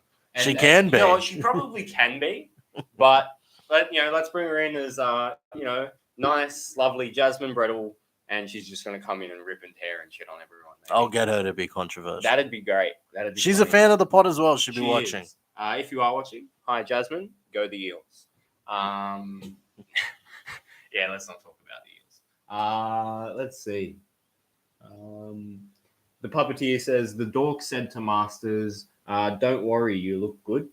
Masters was. He asked Carlito about his hair, Right. and this person chimed in and said, "Don't worry, your hair looks good" or something, and he was told to shut up. That's pretty funny. That's pretty funny. Masters put him in his place after he said that. And then I wish Masters punched this guy. well, that's a bit extreme. I don't think Masters would have done that, but yeah, what a guy, Chris Masters. Like, he's scared in the outback. We did a show in Cobar. He said it's the most isolated he'd ever felt in his life. Wow. And I said to him, "Didn't you do a show in a war zone?" And he's like, "Yeah, but we had soldiers and stuff around. There's, when you're in the Aussie outback, there's nothing." Right. Poor fella. Like he had like a little bit of a mental health thing happen there, which I was very sympathetic of. Yeah. But he got through it. You know what? Like, absolute champion, because I don't know many other guys that would agree to going to Outback Australia. He's the only one to I have know of. 4 days Mm. in, like a place you've never been with guys you've only met once. Yep. Right? Like, that is insane. So kudos to Chris Masters. Ring announcer Phil says, "Is Chris Masters your man crush?" I don't really have a man crush. The puppeteer, he's my man. And not really a man crush, but I get asked all the time, "Who's your favorite international? Who would you like to bring back the most?" Masters. And it'd be Masters. He's affordable. He lives in LA and just super professional, super nice. Yeah, I'm gushing. Yeah, you know what? Chris Masters, if you're watching this, come back to All Star. He would. Would he? Easily, yeah. But would he watch this? Nah. No, he's Yeah. not watching. Too Sweet Matey Chew says, "Got to bring Masters back." The puppeteer says, "Masters said, I didn't ask for your advice." Yeah, something like that. Yeah, fair enough. Well, I mean, our last one was running against Newey Pro, but I guess we touched on that with sticking to our areas. So Yeah, we got no beef with the Newey Pro. They do a good product, and I think it's a product that's vastly different to ours as well. yeah, But they're a modern independent style, and they do the intergender stuff, and they've got a very high focus on that AEW style, I guess. and I think and that's not necessarily a bad thing. No, it's a great thing. Like I said before, it's one of those things where, if people enjoy certain things, you're allowed to enjoy those things. Some people like chocolate, some people like vanilla, and some people like both. Yeah. In this circumstance, maybe they're vanilla, we're chocolate. Some Yeah. people go, "I'll go to both." Some will go, "Oh, no, I'll just stick with my chocolate." And some people go, "I'll stick with vanilla." Yeah. It's for them. It's not an issue. They're the big dogs. We're not going to outdraw them. Yeah. They're But in the same point, it's like someone coming to Padstow and trying to outdraw us. yeah. See, I wouldn't be worried. Yeah, exactly. Right. So it's the same thing. Yeah. The promotions that are worried up there are the smaller promotions. Yeah. And we're not really out there to kill them off either. Like, I don't care to do that. I'm not vindictive like that. I just don't care for it. Yeah. Shay says someone did try to take over Padstow. Should we comment on that? Should we comment? How on long that? have we got, boss? We've got 20 minutes, but we can go 20 over. minutes. Oh, this is a 5-minute story. Oh, Max. hold on. Before we go into this story, Yeah. just wanted to plug our sponsors for the Good second job. time. Good job. Shout out to Bulldog Glass and Property Maintenance, Amy's Crystal Cleaning Services, and Raptastic Graphics. If you guys are watching, much love to all of you. And yeah, like I said, if you need any of their information, check out our social media. And the link in our bio to our link tree has all their Facebook pages and information as well. So check that out. And I heard that there's a possible 4th sponsor that's interested. Boss. You're killing it. To be honest with you, I've got 2 more sponsors that are. Oh, there's another one too. I've Yeah. got 2 deals that are looking. One's a more short-term deal, but You've been on the air for like 5 weeks and you've got almost 5 sponsors. yeah, I need me some dirty boxes. So the Padstow takeover. Yeah. What year was that? last year. Was it? Yeah, so I guess Not 21? Nah, I don't think so. Nah. We were just coming back from COVID, so we'd only done like Oh, yeah, okay, so the COVID maybe show was last year, yeah. we'd done 3 Padstow shows. 1 was a Night to Remember 2, which was really successful, drew a really big crowd. We also did that debut Padstow show, which drew really well. Then we had 1 in the middle, which was a bit of a shitty draw. Then we come back after COVID. Had a pretty decent crowd for the time. It was like 130 people, which, you know, would be panic stations now. But at that point, it was all right. Then we ran our show where we crowned the Eastern States champion, which Wes won, if you Was recall. that the 3rd anniversary? No, it was Survival of the Fittest 2022. That's right. No, so that was 1 or 2 shows before A Night to Remember, wasn't it? 2. Yeah. 2? Yeah. 2. Because we had the anniversary show, then A Night to Remember. Yeah, so I missed, I think you ran 2 or 3 shows in between Summer Spectacular and A Night to Remember, and I missed those shows. Yeah, so before that Survival of the Fittest show, we caught wind that a guy by the name of Andrew Venables, who sometimes comments on this podcast. Yeah, AV. Millennial Man. But he's not in there today, is he? Yeah, what a rude prick. No, I'm kidding. Is he in there? No, he's not in there. I haven't seen him pop up. Well, I got no beef with him now, but what he did was he went behind our back and he booked the Padstow RSL. Yeah. The Padstow RSL, of course, don't know that that's taboo. I try to explain it to them and they didn't get it at the time. Yeah. I said, hey, you know, wrestling is kind of clogged and they're just doing this to be vindictive. Anyway, this AV guy is going to run his own show there. And then it was like, he got in bed with AWF, who he's friendly with. And AWF did the Padstow takeover. Yeah. So they promoted it. They hit the town. They did the street team. And we were pretty concerned about it because AWF is an inferior product. And we thought that, you know, we're only 4 shows in. They could potentially kill the venue. Yeah. So tried to get it cancelled and couldn't do that. Because, of course, the club needed to make money as well coming out of COVID, which I understood. So we did our Survival of the Fittest show. And while we're doing it, we get word from some wrestlers that were there that Greg is out the front. He's flyering the town while we're there. Yeah, I've heard this. And he's, you know, our customers are walking out and he's handing them flyers as they're leaving for the show, which was the next week. Wow. There were a few wrestlers that wanted to go out there and deck him. And I said, you know, don't do that. It's all good. I think I know who one of those wrestlers might be. There was a few of them. Yeah. There's a few of them. People rightfully pissed off because you think at this point, we're starting to do well at Padstow. Not at the level we're doing now, but it was like, you know, consistent, good crowd. And I was making a little bit of money. So I was protective of it. So the guys were upset. Anyway, we let them do the flyer drops. I think they flyed the cars as well. It's fine, whatever. So they ran their show the next week after all this flyer dropping, all these dirty tactics. They flew someone in from interstate to try and draw Mr. Big, who he's a little person wrestler.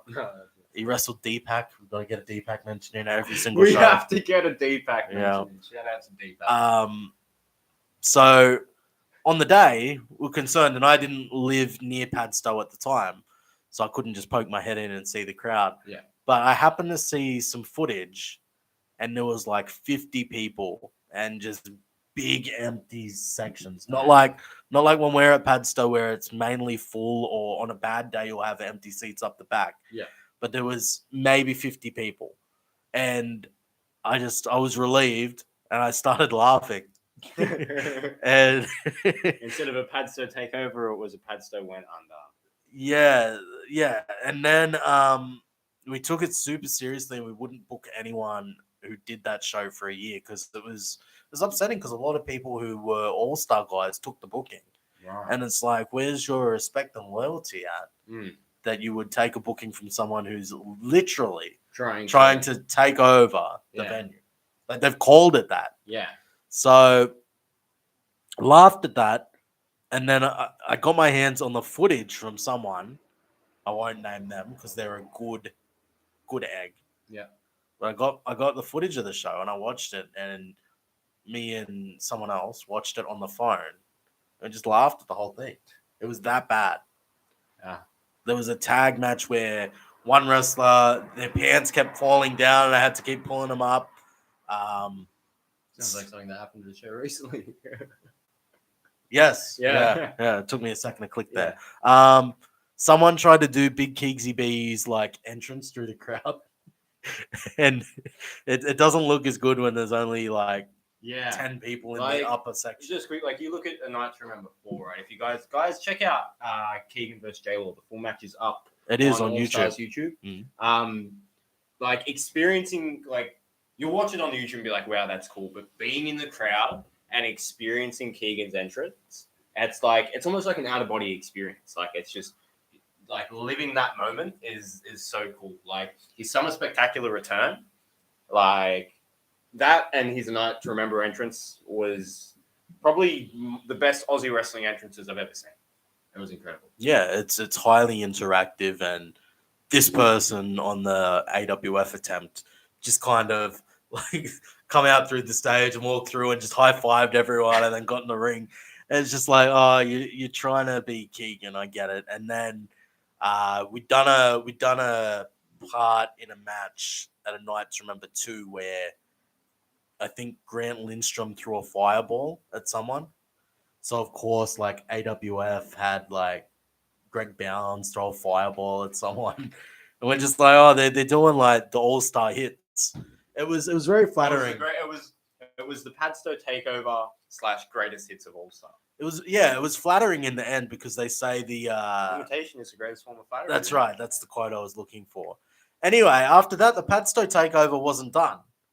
So yeah. So we kept going. We did like the anniversary show, the Carlito Master show, which I think that's the biggest crowd that they've ever had for wrestling there. Yeah. I remember that was like sitting in that crowd was tough. I need to get up and go to the bathroom a couple of times. It was so packed. Like I was trying to navigate through the seats, and it was nuts. Yeah, that's why we went to two sections over capacity.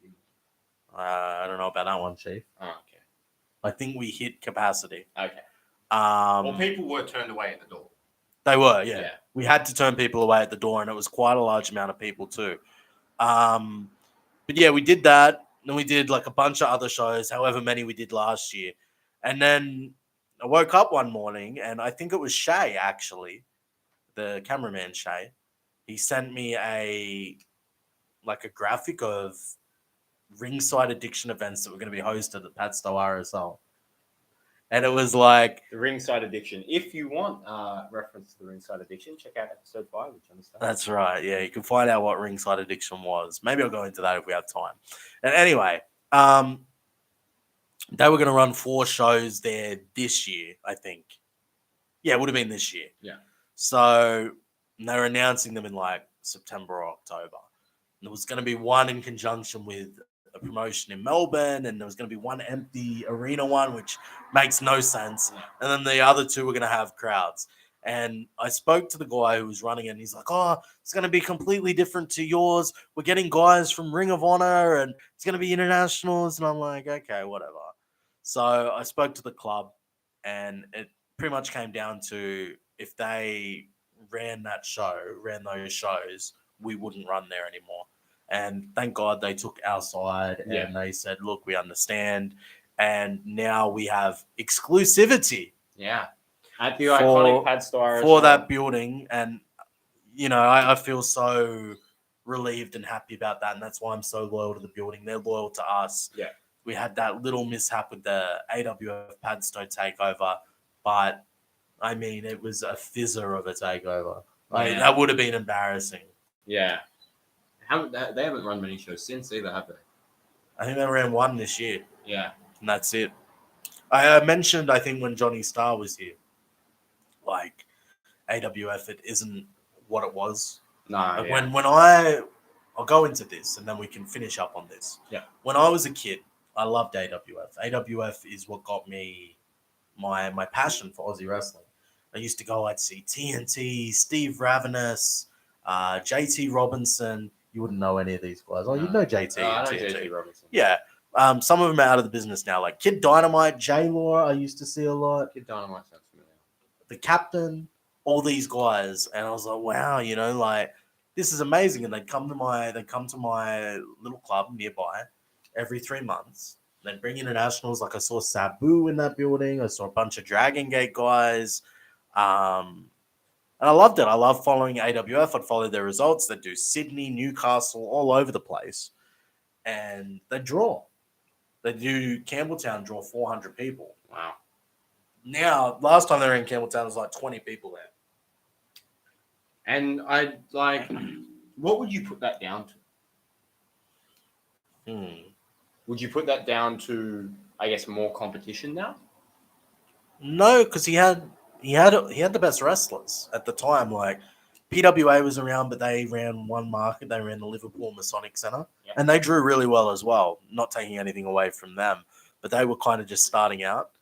And then IWA was more of a touring thing. Like they'd run Sydney occasionally, but they'd do more regional stuff. Yeah. And then you had UWA as well with Tram Wollongong.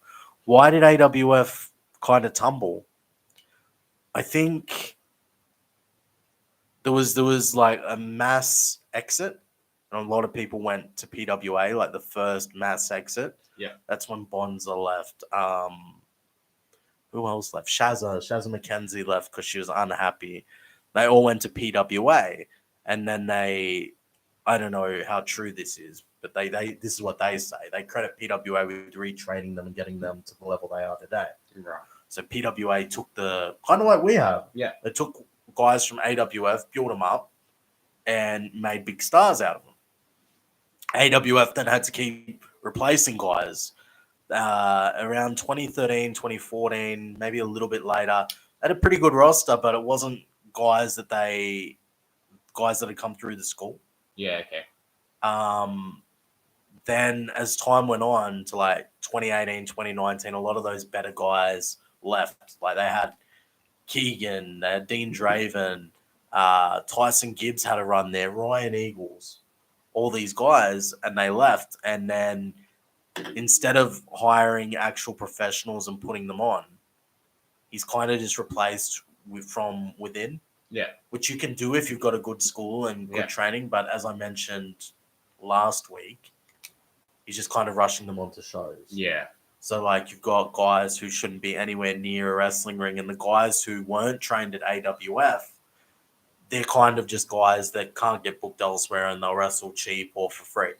Yeah, okay. So, I guess what took them out, they did really well because they came across the internationals drawing thing. Yeah. Then when that stopped working because they overdid it, it was a reliance on the local talent, and then the good local talent left, and they just down from there. That's why it's important to treat people properly and treat them well, because he didn't do that, and that's what left them or led to them leaving. Fair enough.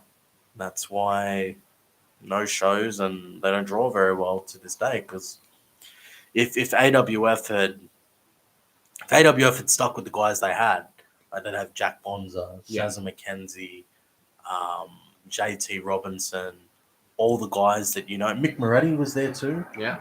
All these guys, like, they'd still be at AWF maybe.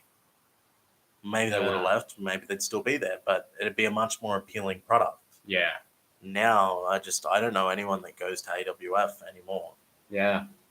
I don't know. I don't think I've ever, I've never been to an AWF show, but I'd never see advertising for one. They do a lot of street team stuff. Yeah. I don't know. I think in 2023, I think a social media presence is important. Oh, they have a little bit of one. I just don't know if they do paid marketing. Yeah, right. Or if they do, that's how I found All Star. That's how I found most wrestling. That's how most people find us. It's through the socials, and I owe All Star to the socials. Really, that's how people keep in touch with us and keep updated. We've got a minute left. So. Oh wow! I did spend 20 on AWF, and you did. The Padstow takeover. I was going to say we can go over, but just quickly, guys, sound off in the comments. Give us whatever you want for the last however long. I'll answer anything. Wow. I'm feeling frisky today. Wow, he's feeling frisky. He'll answer anything. I haven't eaten today, so Oh, and the dogs aren't out. no, The dogs are away. dogs are away. Yeah, I'll answer anything, and then we'll just head off. Yeah, the Hopefully with a puppeteer- bang. The puppeteer says box describes things well. Thank you, puppeteer. I appreciate it.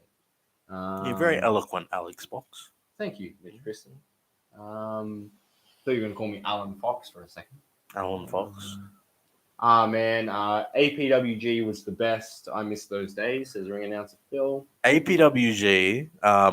All Star's kind of a place for APWG guys. Like you look at the Puppet, Keegan, Azalea, J-Law, Jasmine. Who else? Jack Dullahan was from there. Caesar. Yeah. We're kind of a place for all the APWG guys. And yeah, from what I've seen, APWG was awesome.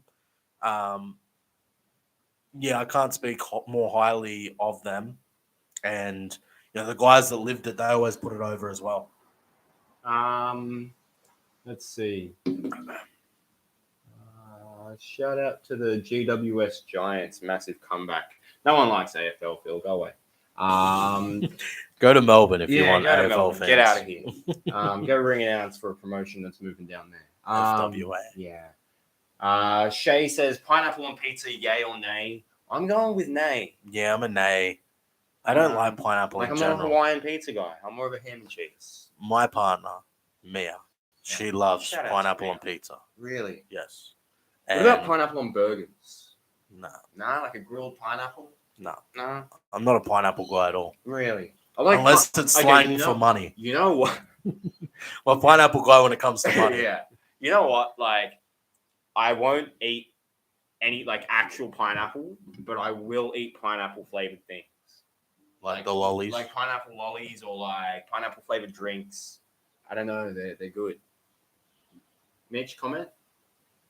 You do you, Chief. Fair enough. It's your barbecue. I just work for you.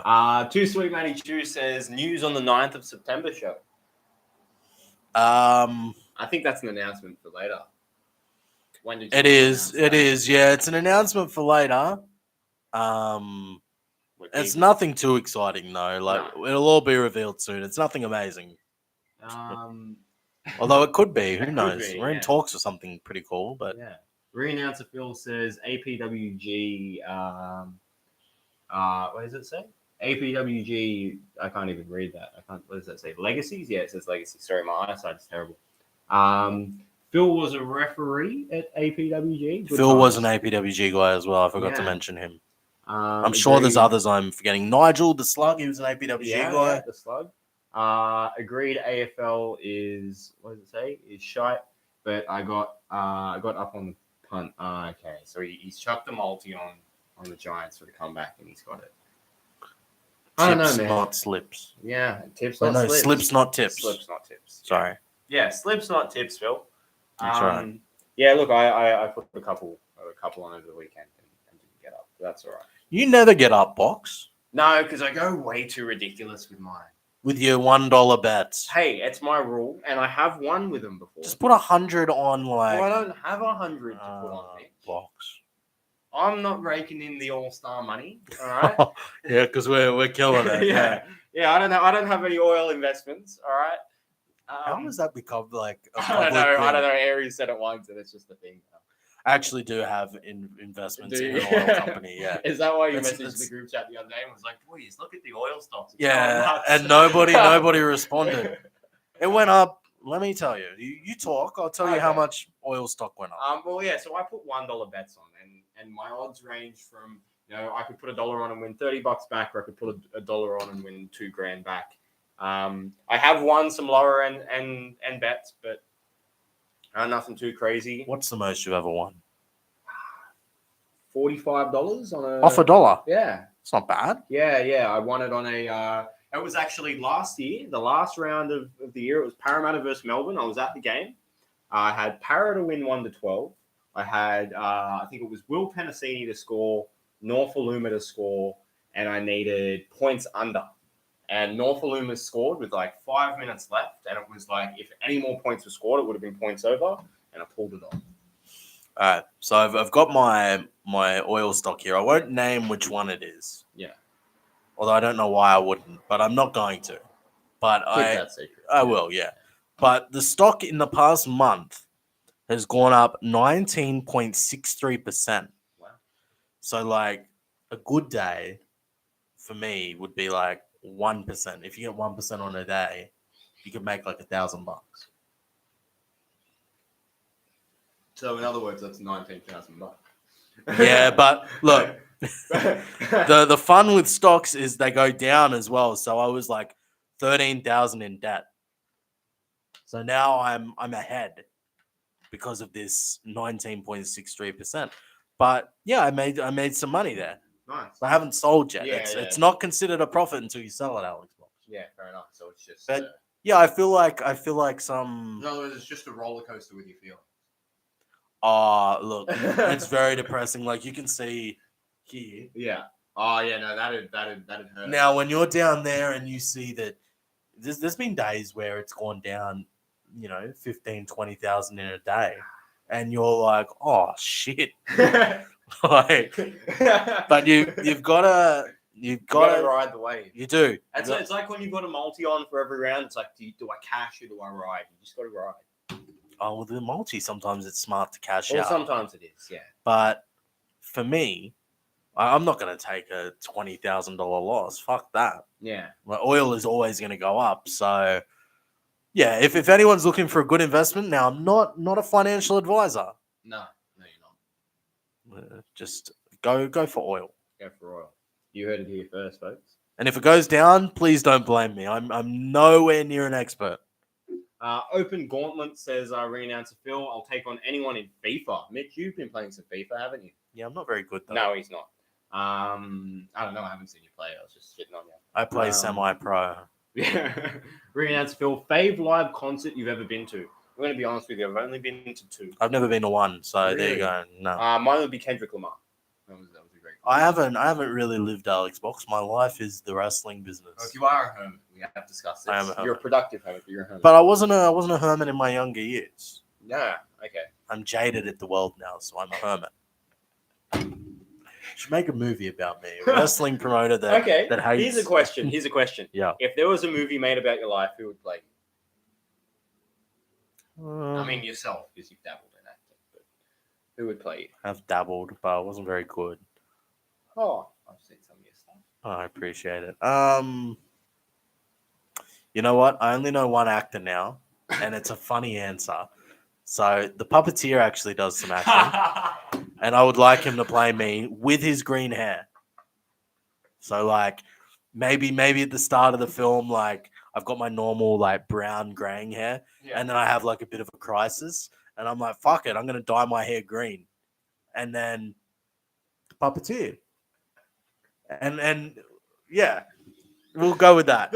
And he's visiting venues for a chat. And he's got like green hair, and then we can have a cutaway, and they're like, "This guy's got green hair, but he runs a successful wrestling promotion. What's going on?" Puppeteer. I rate it. I think he'd do good. I saw a recent movie trailer of his. Yeah, and it was like 70% sex scenes. It was a lot of sex scenes for a 2-minute trailer. I'd plug the movie if I remembered it, but. What was going on there? And he was like an assassin, and later he told us he was a gay assassin. So, like, why does the sexuality of an assassin actually matter? Like, I don't know. Maybe he wants to fornicate before he kills him. Who knows? I don't know, but like he told us he's a gay assassin. There's also a film that the puppet's in where he eats a banana whole. Yeah. He's a strange guy, the puppeteer, but I do like him a lot. Which 2 all-star wrestlers would you like to see? What does that say? Would you like to see do the fusion dance and fuse into one wrestler? So which 2 wrestlers would you fuse into one wrestler? Oh, that's a good question. Ring announcer Phil, that is fantastic. Do you understand that reference? The Dragon Ball Z reference? No, I'm not the Dragon Ball. Before your time. No, I know of Dragon. I feel like that show ended in like 2003 though. I'm not a Dragon Ball Z guy. So I know what he's talking about. Yeah. Dragon Ball Z, the only anime that I was ever really into. Yeah. Too Sweet Matey Chew says B-Boy and Aries. That's an interesting combo. I don't know how I feel about that. Nah, I don't like that one. What about this is controversial, but what about Johnny Starr and Mike Valuable? They'd just become a more powerful version of what they already That's are. what I mean. Like, how good would that be? It would be, yeah. Yeah. Or like a Keegan and a Hell Yeah. Yeah, they'd be like ultra charismatic. Yeah. Keegan and Hell Yeah. I think I'm going to lock that one in. Keegan and Hell Yeah. I'm going to go with B-Boy and Ryan Eagles. Oh. The Concrete B. The Concrete B. He comes out to B-Boy's theme, but he walks like Ryan Eagles. He's got the Johnny Cash vest. Yeah. But he's got the B mask on. Oh, I love it. Yeah. And he wrestles like a mix. So he does the running stinger, but he also does the brain buster. Yeah, or like he does the running elbow into the corner. But he also does the stinger. Yeah, I like that. Or maybe instead of the elbow, he runs in and hits him with the stinger, kind of like the running mixture. attack. Yeah, that'd be good. Also, B-Boy and Keegan would be very interesting. A beer drinking B. A beer drinking B. Yeah. Yep. No, I see it. That's great. I know. I'm a creative mastermind. You are. He is. Just call me like Paul Heyman, Vince Russo, Mitchy Bischoff. Dangerously. That's right. Bischoff. I don't like Mitch Russo. I think Vince Russo's had some good contributions to wrestling, but he should never be a head writer. Didn't he take credit for the screw job? I don't know. He takes credit for a lot of stuff that people go, "Oh no, that's not true." Well, it was actually I watched a Shawn Michaels interview recently, and he said that it was Triple H's idea.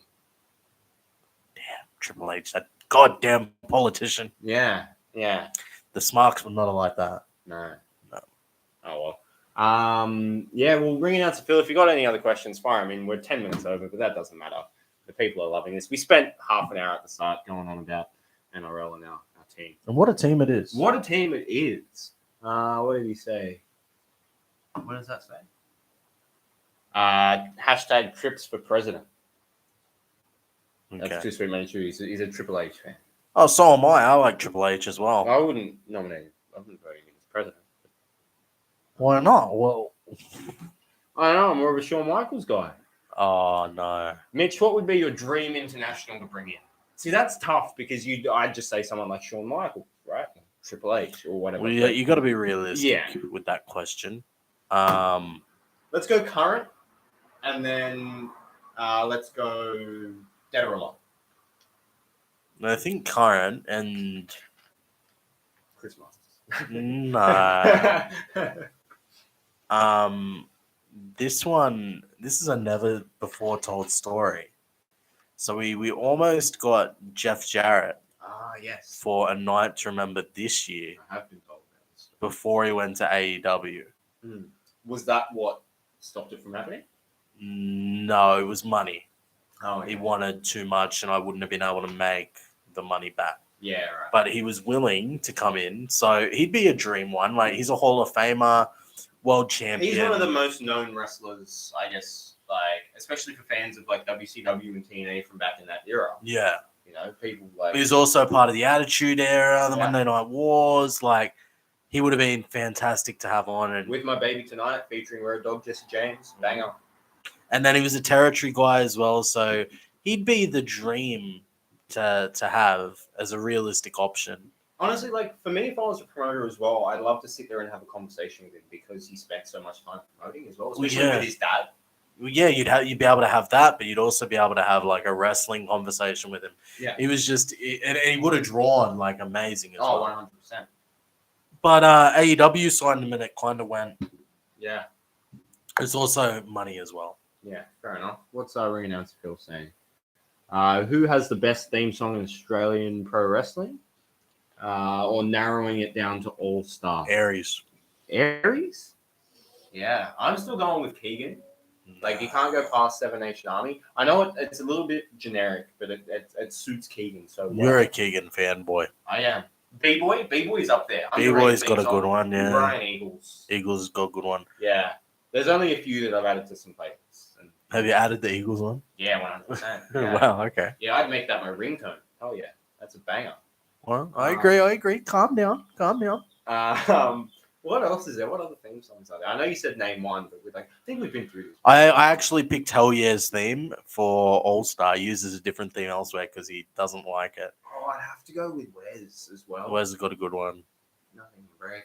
Nothing to break. Hell Yeah's got a good one. It's about getting high. I like it. Yeah. Fair enough. Shout out to Hell Yeah, by the way. Hell Yeah, if you're watching, I don't know if you do, but if you are, shout out to Hell Yeah. Hell Yeah doesn't watch. I think it's only Jasmine and Wes. Oh, shout out the Puppeteers theme song. That's a good one. That is a good one. Shout out to a certain Frenchman who There's someone in our All-Star management group who lives in France, and he said, "Hey, this song is playing on the radio all the time. Should bring it to All-Star for the puppet." And we used it, and it's amazing. Skull 27 has come in an hour and 45 minutes into the podcast and said, "How good is E10?" We actually got to meet E10 the other day. He's a Absolutely. very nice fella. Absolutely lovely fella. So we know who he is now. We do. I didn't the first time he was mentioned. No. Now I do. We saw him wrestle. We did. He's a very talented wrestler. He is, yep. And he's training with Slam Pro Wrestling in Canberra with All-Star wrestler Luke Watts. Yeah, so, you're about to say former.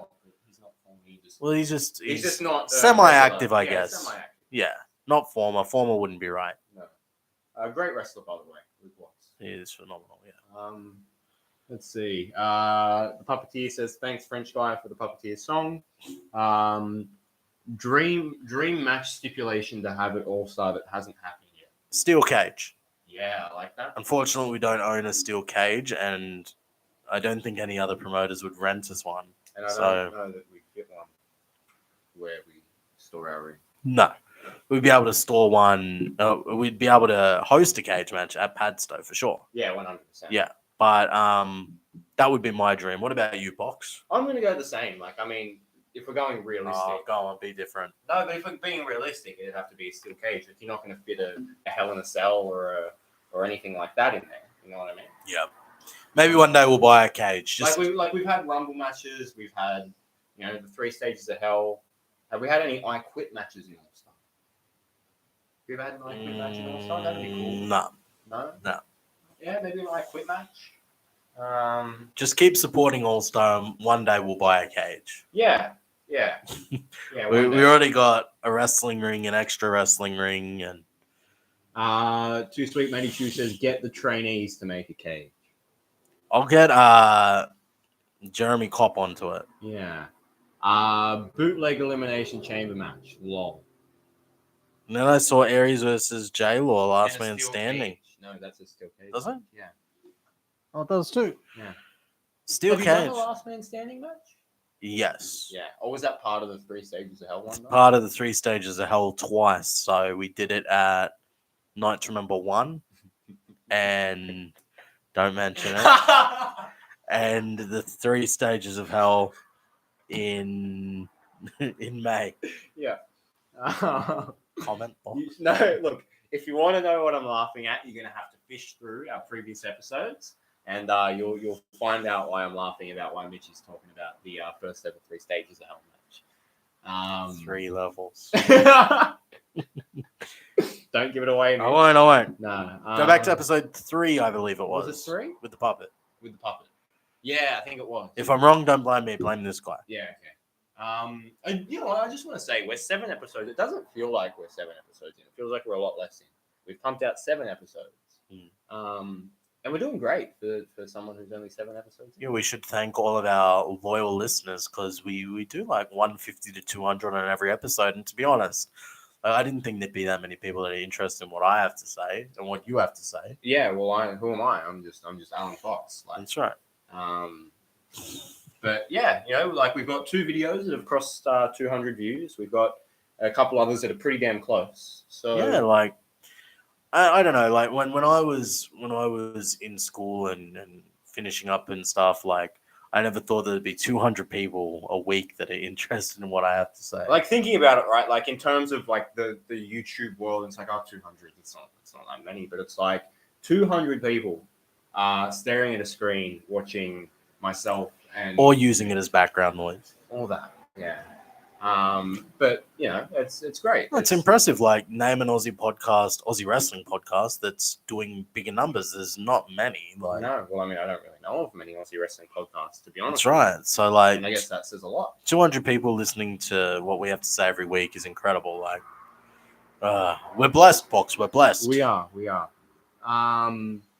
Puppeteer says E10 versus Akel. Winner gets a shot at the Wrestling Go watermelon title. That's a Wrestling Go idea. That's for Wrestling Go. Well, I don't control that. Should we plug Wrestling Go? Yeah, they got a show tomorrow in Riverston. Look it up. Go search Wrestling Go on I'll social look it up media. right All right, now. Box is gonna look it up. Oh yeah. Wrestling Go has a show tomorrow.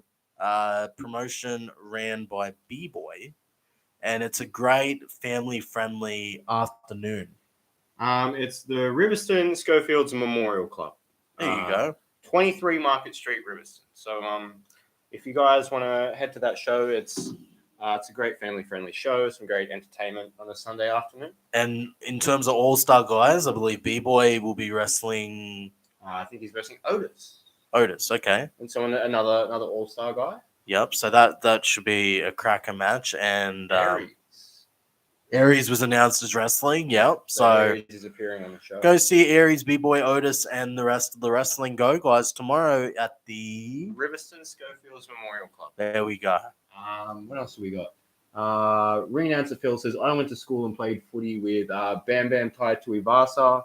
Any chances we could get that UFC fighter on our show? That'd be up for. I'd be open to it. Yeah. Who is he? Is he a big name? Tai Tuivasa was the one I was telling you about previously. Oh, okay. Yeah. Yeah. 100%. I always like to have people like that on. So if he's around and he's keen, yep, we'll do it. Yeah. We've seen heaps of like big names. So like James Tamo was at a Yo Loco show. And he was loving what we were putting out. James Tamo and Hazem El Mazri, he's an all-star fan. Yeah. Andrew Voss. Elvis Sinisic. Yeah. Keegan Brettle. Alan Fox. Mm. Shout out to Alan Fox. David Bullock. Shout out. He's not in the comments here today, but shout out. He'll to watch David this Bullock. later and he'll be happy. That Yeah, he got a you'll shout get out. an hour and 51 minutes in and say, "Oh my god, I got a shout out."